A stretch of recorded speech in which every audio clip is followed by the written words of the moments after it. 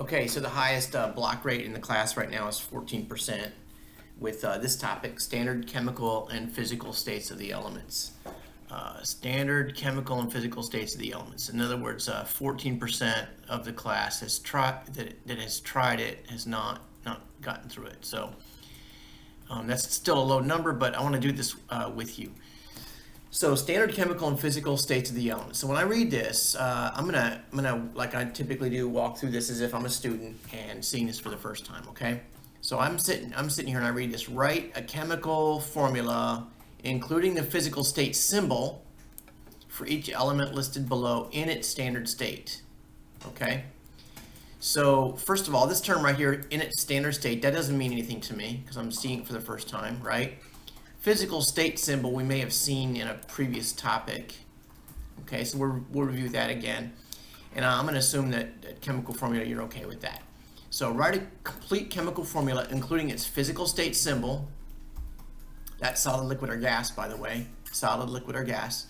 Physical state symbol for each element listed below in its standard state. What the heck is that? All right, that's the trick right there. So, here's an example. Iron. So iron is listed like this. Here's the complete chemical formula for iron. It's just Fe, and its standard state is S for solid. Okay, so plutonium. All right, well, I'm going to suppose I don't know anything about that, and if I'm a student, I haven't read what is standard state even, right? So I'm going to hit the explanation. And the explanation here, I think, is really fantastic. So I did this the other day in class, by the way, and I was doing it not in the student mode, but this link was not active, so I was in one of my classes. I was looking at this and going, how is a student supposed to know what the diatomic nonmetals is, right? Because I know what it is, but as a student you don't. So, but my link here was not active. This is a great link. All these links are good. So, all right, so I'm going to go back up here and I'm going to say plutonium. So first of all, I'm going to walk my way through here and I'm going to say, is plutonium, I'm going to walk my way through from left to right. Is plutonium a metal? Is it in this blue box, or is it in this yellow box, or this purple box, or is it yellow? Is it a metal or a non-metal? So I'm going to go, well, I don't know. So I'm going to click on here, metals. And this is going to, I think, give me a periodic table. Yeah, look at that. So the periodic table is the purple, right? Look at that. And the non-metal is the yellow. You see that? That's it. So you can get a diagonal line right here. And basically all the periodic table is metals. I mean, we've got some non-metals over here, but almost everything is metals. So I'm doing plutonium right now. Is that the question? Is that a metal or a non-metal? Plutonium is the one I'm doing here. You see that? Is that a metal or a non-metal? It's a metal, right? And if you don't remember, you look over here. You look around for plutonium. You keep looking. I can't click on these things, so you might not know. You might think that's plutonium, I guess. So you might have to pull out another periodic table, or click on the periodic table that's here, right, and find plutonium. So I'm gonna, is that plutonium? We'll click on that. No, that's phosphorus. And where is plutonium? Is that plutonium? No, that's platinum. So I'm just gonna keep looking at things until I find plutonium, and I go, oh, Pu. Okay, there's plutonium. It's right there. So you see that indeed is a metal. So since it's a metal, I know that its chemical formula is going to be simply the symbol of the element. And that, you see how that's written like that?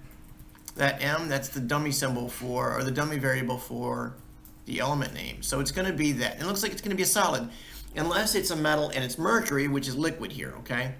But it's going to be a solid because it's not mercury, right? It's a metal, but it's not mercury. So let's go back here.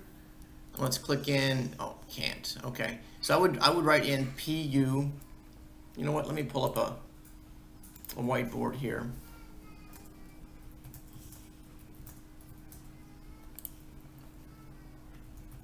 Pardon the background noise. I'm working in the kitchen here, and I got a couple other guys working with me.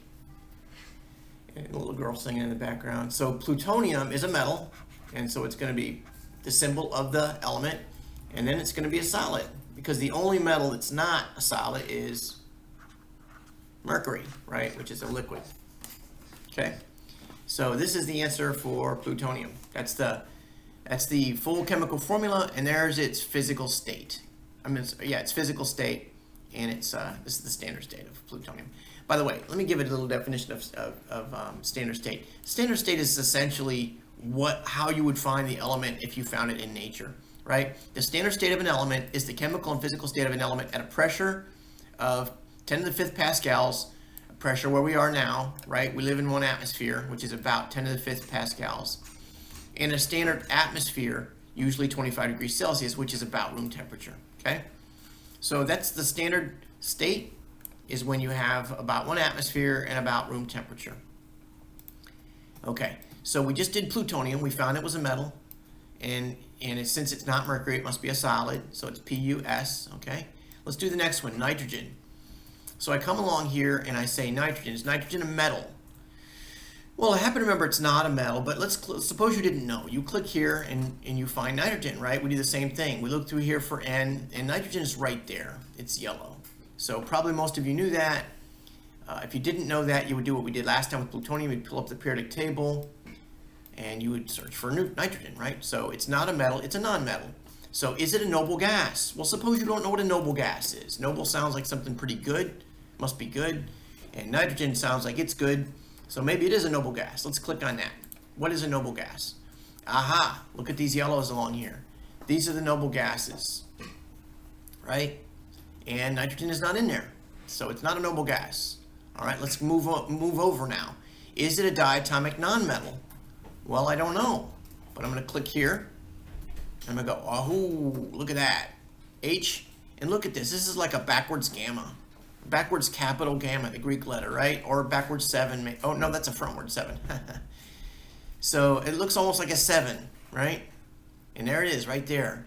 These are all diatomic. So this is going to be H2 in its standard state. This is going to be N2 in its standard state. This is going to be O2, F2, Cl2, Br2, and I2, okay? And sure enough, it's nitrogen is what we're looking for. That's N2.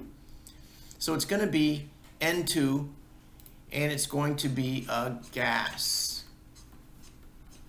okay? It's not a solid, and it's not a liquid, so it's a gas. Doesn't say it here, but let's come here.